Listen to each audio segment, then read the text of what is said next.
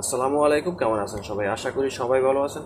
Saudi আরবের লামসা group বা লামসা company যেটাই বলেন না কেন, এই কোম্পানিতে কিছু ভিসা পাওয়া যাচ্ছে। তো এই ভিসাগুলো যারা পেয়েছেন তাদের মধ্যে থেকে অনেকেই আমাকে জিজ্ঞাসা করেন যে ভাই, সৌদি আরবের লামসা কোম্পানিটা কীরকম, এই কোম্পানিতে আসলে কীরকম হবে, ভালো হবে কিনা মন্দ হবে, বেতন কীরকম, বা এই ডিউটি কত ঘন্টা, ওভারটাইম আছে কিনা, সুযোগ সুবিধা কীরকম। তো এরকম ধরনের প্রশ্ন অনেকে করে থাকেন। আমি আজকের এই ভিডিওতে লামসা কোম্পানির সম্বন্ধে যতটুকু ধারণা আছে, জানা আছে আমার, আমি ততটুকু আপনাদেরকে জানানোর চেষ্টা করব। আশা করি ভিডিওটা শেষ পর্যন্ত দেখবেন। যারা চ্যানেলে নতুন তারা চ্যানেলটি সাবস্ক্রাইব করে পাশে থাকা বেল আইকনটি অন করে দেবেন।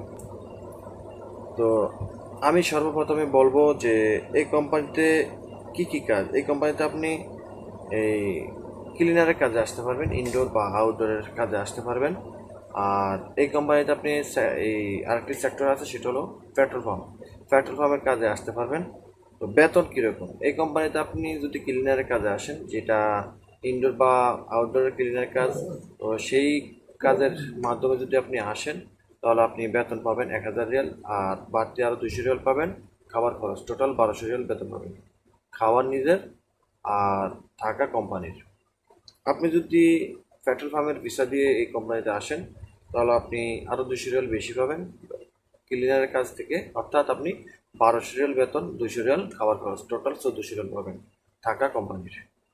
এই কোম্পানি আপনাকে টিকিট দিবে, ছুটি দিবে, প্রতি মাসে মাসে বেতন দিবে। তো ভালো মন্দ দেখেন, কোম্পানি অনেক আছে, আরও অনেক বড় বড় কোম্পানিও আছে, কিন্তু তাদের অবহেলা আছে। তো এই কোম্পানিরও কিন্তু এরকমটা তেমন একটা আমি যতটুকু জানি নেই।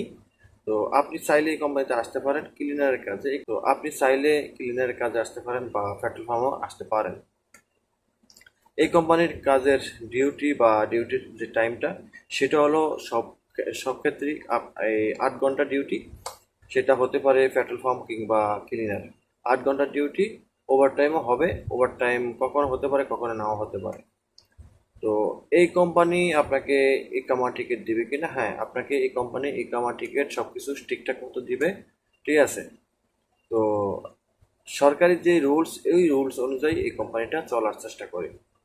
তো যারা জিজ্ঞাসা করেন যে এই কোম্পানিতে আসলে ভালো হবে কিনা মন্দ হবে, দেখেন এখানে আপনার রিজিকের উপরে নির্ভর, যে আপনার কপালে কি আছে বা ভাগ্যে কি আছে, সেটা আপনার নসিবের উপরে নির্ভর করে।